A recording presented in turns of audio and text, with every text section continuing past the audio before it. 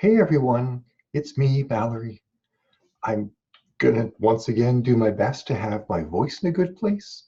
I've actually got a session with my sister after this to do vocal training again. So a little bit of practice, so I kind of look like to her that I've been like doing really well, would be a great thing, right? So I mean, obviously, I'm not doing it just for my sister, but it's kind of amazing how when you have someone you're accountable to and says, so this week, did you do the things? You have a much greater chance of doing the things you're supposed to be doing. So that's not what this video is about at all, though. This video is about hyper-feminism and appropriating femininity. And so I guess I'll take it all the way back, by the way, yes. Captain Marvel. Because I'm a huge nerd and I love wearing cat suits. Also because I hate waistbands, and Jill's a really good cook. So the waistband was getting a little bit tight today, and I'm like, I need a freaking cat suit because I'm tired of waistbands. Digging into where the turkey pot pie, the turkey pot pie was taking up extra room.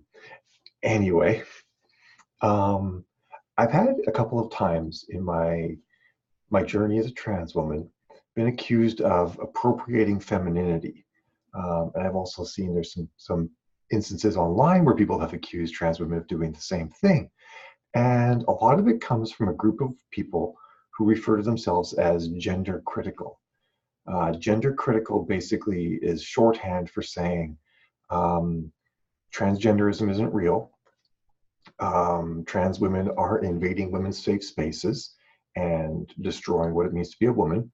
And trans men, female to male trans folk, are basically lost lesbian sisters. And the other word for them is called TERFs, which is trans exclusionary radical feminists. Radical feminism is actually a branch of feminism that broke off of second wave feminism. And a lot of rad fems will tell you that TERFs are not feminists at all, because feminists are, second wave feminism is all about the sisterhood, and the sisterhood welcomes everybody who wants to be a part of the sisterhood, and if you're living as a woman and being a woman, then you are a woman, and a woman is not tied to like chromosomes or the specific configuration of your genitalia or how much makeup you wear or whether or not you wear dresses or have long hair or short hair or anything like that. So a rad femme will tell you that TERFs just by nature are not feminist.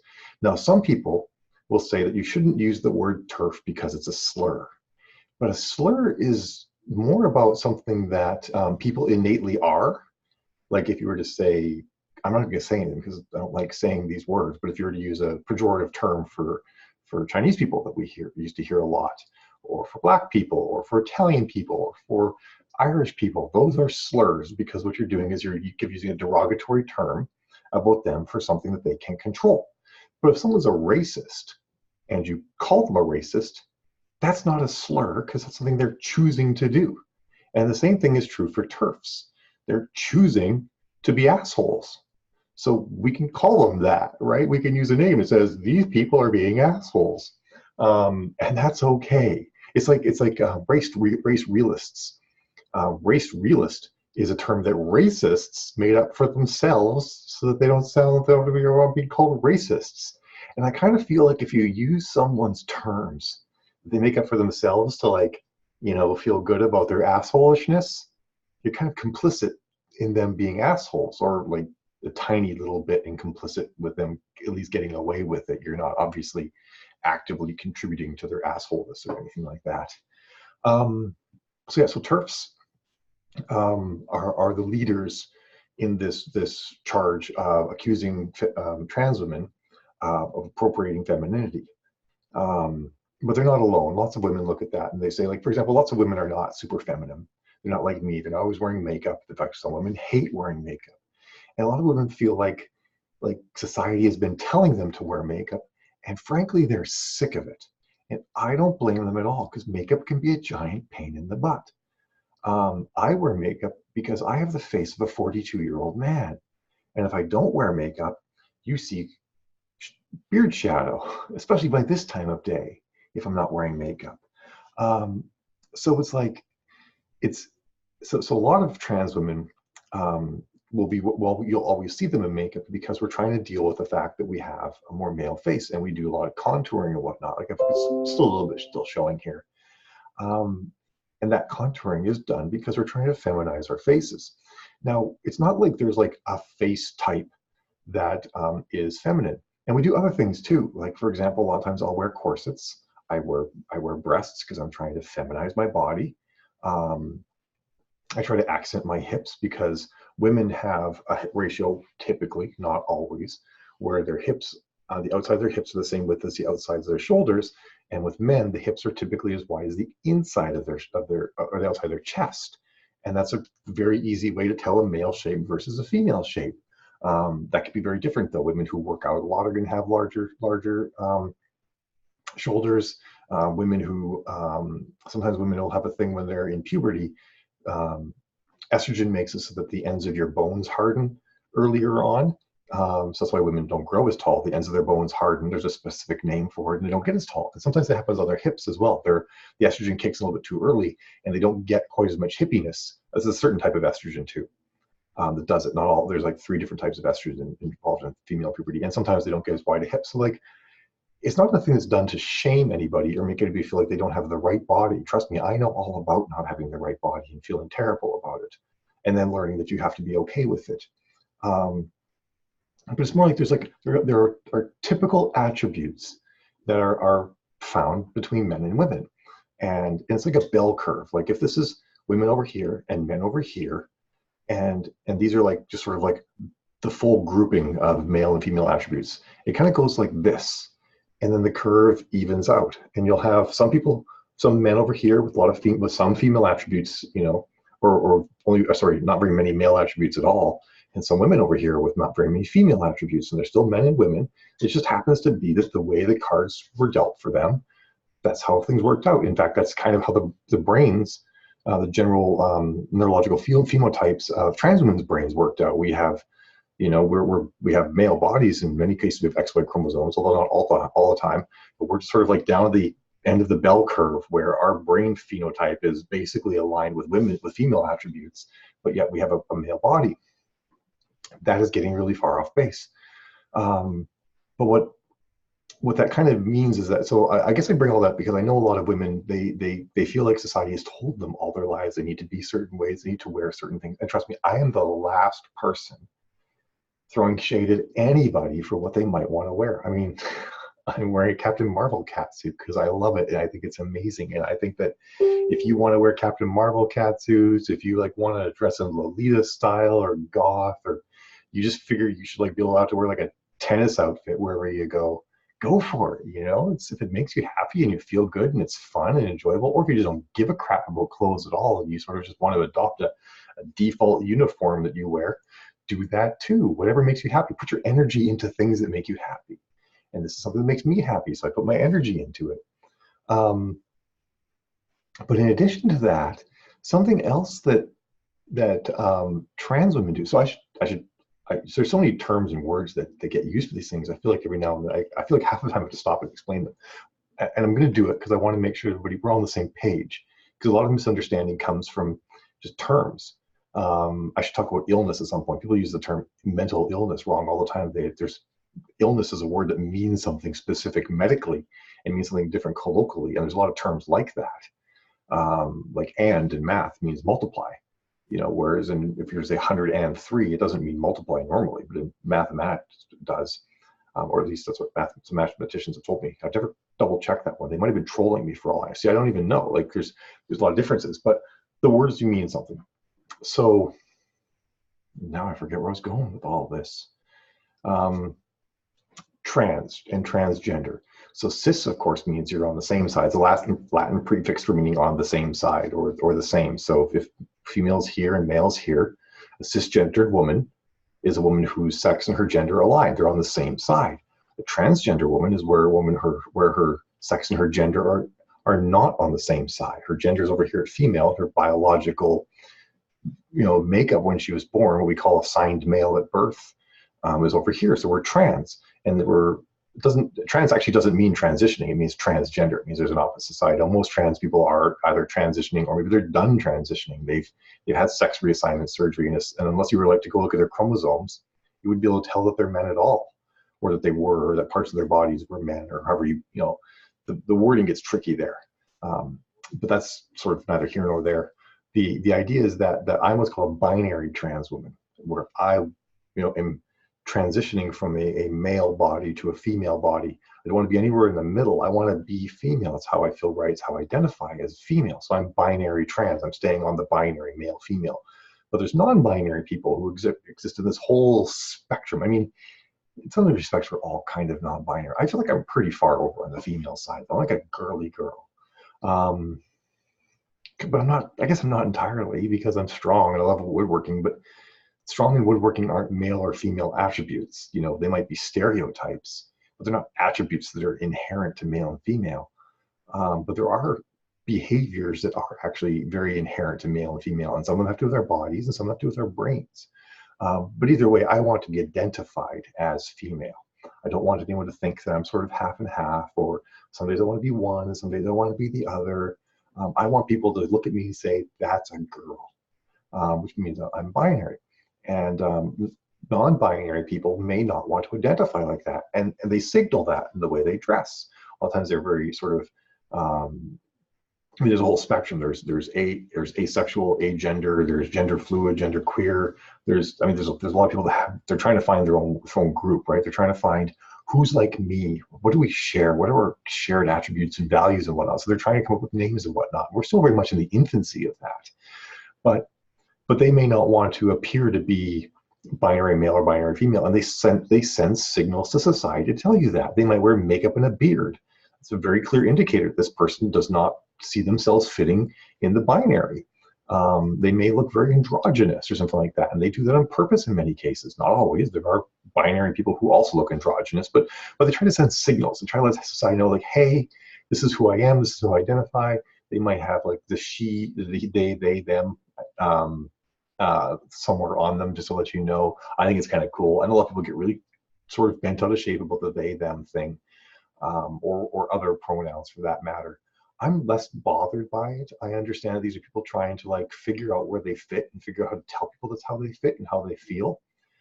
They, them is not a great solution, because if you have a group of people and you refer to the group of people as they, them, and then one of them is also non-binary and uses the they, them pronouns, it becomes difficult. Were you talking about the group, or are you talking about a specific individual in the group? A solution to that is just to use proper nouns more often. But I think like language is going to evolve, and I think that we're going to start to figure out ways to signal this sort of thing. We don't take it bent out of shape about it. Languages shifted and evolved and morphed and gotten better and worse all sorts of times, and we've muddled through. We'll muddle through again. But I don't, that's not how I want to appear or be assumed to be by society. And so that's why I make sure that I send all the signals to society that I'm female. And that means I will oftentimes wear more feminine clothes. If I look at certain clothes, I'm like, that's kind of a masculine pattern, and I've already got the big shoulders, which means it's going to cut across my body in a more masculine way. I might not want to wear that outfit. I don't wear a lot of t-shirts because I feel like the way they look makes me more boxy and masculine. Or even like a crew cut shirt that has so it'll be black and it'll have lighter colored sleeves, and then the seam is through here. And so the lighter colored sleeve comes in here, really serves to actually make, in many cases, make my shoulders look larger. You think it makes them look smaller, but it doesn't make them look larger. And it has a very masculine effect on my upper body. And I look at sometimes, it triggers a little bit of dysphoria for me. And it also makes me wonder, like, people are just going to think like I'm just a, long-haired guy who likes to wear makeup.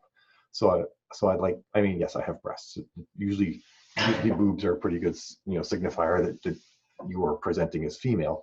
But then again, a lot of non-binary, assigned female at birth folk still have breasts. So it's, I do my best to really signal to society that I want to be seen as a woman. And because I'm not imbued with all of the natural female, qualities. I mean, effectively, I have the body of a 42-year-old man.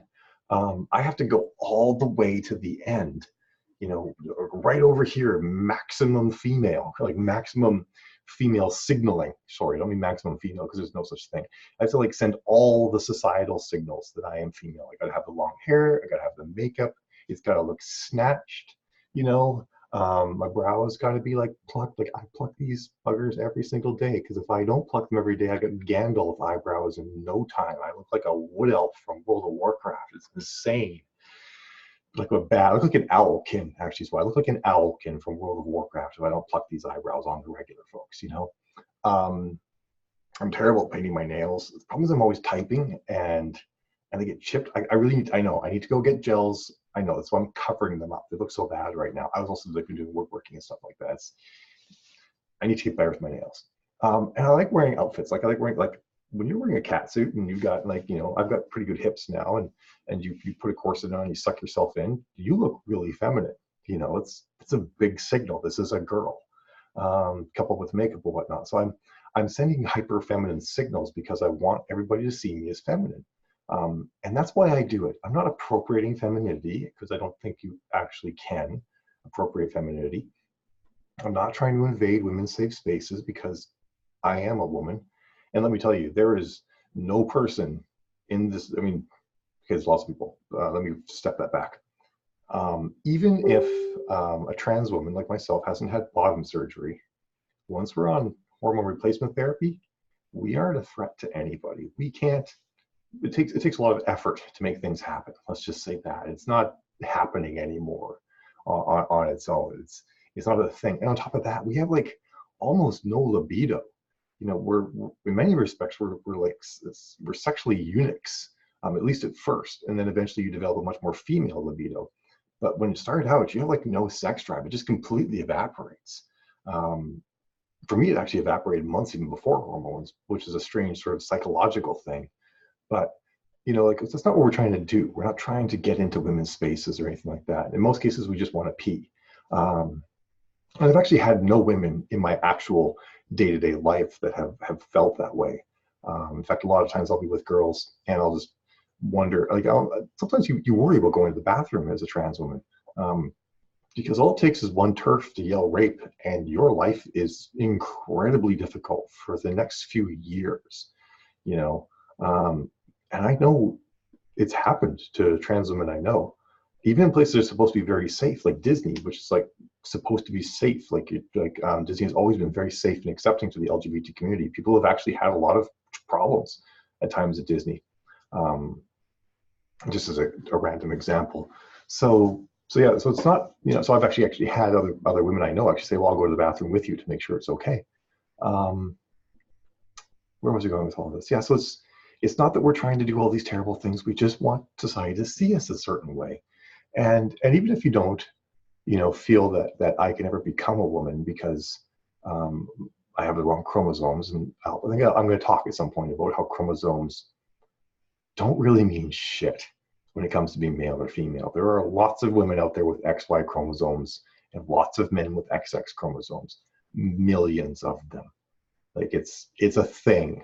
I'm not saying that's what I have. I'm just saying that it's not the big deciding factor that everybody thinks it is. It's actually really just estrogen or testosterone at a certain time. You can take someone with XY chromosomes and from birth, or even from before birth, if you catch them soon enough, and you can turn someone with XY chromosomes, properly functioned XY chromosomes, and turn them into a girl. And you can take someone with XX chromosomes, properly functional XX chromosomes, and turn them into a boy just by applying testosterone and estrogen at the right times. I think the first time it was done was with guinea pigs in 1949. They took female guinea pigs and gave them testosterone at the right time, their particular blend that they would have as guinea pigs, and they exhibited male mating behaviors when they were adults. And they gave them the testosterone in the womb, and then as adults they had male mating behaviors. In fact, they tried to have intercourse like they were males. They tried to hump and penetrate when they had nothing there to do it with. So it actually is these two magical hormones that really are what determine male or female in humans. Chromosomes just have to be a thing with one particular switch that is receptive to the testosterone. In fact, when I was like 11 years old, I started to grow breasts because apparently I didn't actually get the the second level of testosterone that men are supposed to get to trigger puberty, I didn't get it till like a lot later. It didn't hit me till I was like 13 years old. And I was actually growing breasts as a young XY male because there wasn't enough testosterone in my body when I was that age. And maybe that means something. Maybe I've never had enough testosterone. That's actually what's caused parts of my body, my brain chemistry to come out certain ways. It's entirely possible. We don't know a lot of this stuff yet, really. But that's like a whole different topic. It's not what I meant to go on about it all today. I do not do this consciously. I've always been a hand talker, and I kid you not, like as I've been transitioning, I feel like my hand gestures have become a lot more feminine. Maybe they're always feminine. I have no idea. I never used to examine that particular behavior. Although I also used to actively try to be more masculine a lot because I was worried that people were going to figure out that I was a girl. And then they would ostracize me and mock me, and my life would be terrible. So I actually lots of times hyper masculinized, again, as a signal to society that I was trying to be male. So I would make sure I did hyper masculine things. Like I never hearted anything on Facebook until I transitioned because I was always trying to make sure that I was perceived as male. I didn't want anyone to guess my secret. I mean, it's ridiculous, right? Like lots of guys heart things on Facebook and no one thinks they're transgender, but I was worried that it would out me. I think partially because there was always a lot of other things, like if you saw me in the last 10 years, you probably never saw me wearing men's clothing ever. I always wore women's clothing. I was just really good at disguising it. I mean, sometimes I wear men's t-shirts and stuff like that, but I was always wearing women's jeans. I think I probably wore women's jeans almost exclusively since 2005, maybe even longer. Like I might have maybe owned like 5 pairs of men's jeans in my entire life since I was like 18 years old and was buying a lot of my own clothes. But that's another whole topic, and that's actually going to be in my book, which I'm done writing now, and Jen, my editor, has actually finished editing it. I think I might add one more chapter. I think there's a gap I need to fill, but it's going to be out next Thursday, December 19th, and I'm terrified because I'm super duper honest in this book. Like I'm not telling you everything because I mean, like telling my entire life story would be long and boring and take up a lot of words, but I'm telling you a lot of the stuff that I've done and been through and think and feel. And yeah, there's some TMI, I'm sure. It's in there. But I'm trying to decide whether my eyebrows is higher than the other one. I still feel like when I look in the mirror and I do my makeup, it doesn't look like this one is higher or lower, but it kind of feels like I might need to adjust my pluck here or something. These are the things I have to worry about now. I mean, it used to be that I hated my face and never looked at it. And now I'm like, oh my God, did I get my brows wrong? I got to work on that. Okay, this has gone on far too long. Hopefully it was at least a little bit amusing. But this is an idea of why us trans women are hyper feminine, is that we're trying to signal to the society that we're female. We're doing the makeup and making sure it looks sleek because otherwise we look like old men, or at least I look like an old man. But many of them were trying to contour and shape and whatnot to hide more masculine features because we want people to see us and treat us like women. That's actually the best thing about being a woman now, is people treat me like a woman. And even if it's kind of bad, it's kind of weird because for us trans women, we're like, yay, someone was misogynistic to me, that means I'm passing. Because when men realize you're trans, and if they hate you, they just don't talk to you at all. They sort of pretend you're a non-entity and they call you it. So if they're at least misogynistic to you, you realize that these men, assholes though they may be, are actually at least recognizing that you're a woman. So hooray for that. But yeah, like women, I like being a woman in society. I like the way women treat me. I like the way that men treat me. I like the way that I move through society. More than anything else, really. That's like the number one thing, is just interacting with the rest of humanity as a woman, which is as me. It's like previously I never had to do with Jill because I was always very honest with Jill, at least in the way I behaved. There was times when maybe I could have been said to her flat out, like, I want to be a girl, but I didn't. And you'll have to read it in my book to understand why. But I wore cat suits around Jill like forever, so it's not like it was a big secret that I'm different than other guys. But yeah, it's really just to be a girl. That's it's like I'm a woman because I am a woman, and I move through society as a woman, and people perceive me as a woman. And I think that's really what it is. So there you have it, folks. I'm a girl, and I'm feminist. I present hyper femininely because I want everyone to see me as a girl, and I kind of like it because it's fun. I might not always like it. Someday I might be like, screw all this makeup shit, I'm done. but right now I'm enjoying it, so I'm going to do it. And I think that's a good reason for people to do pretty much anything. I rambled on too long. See you folks. Have a good day.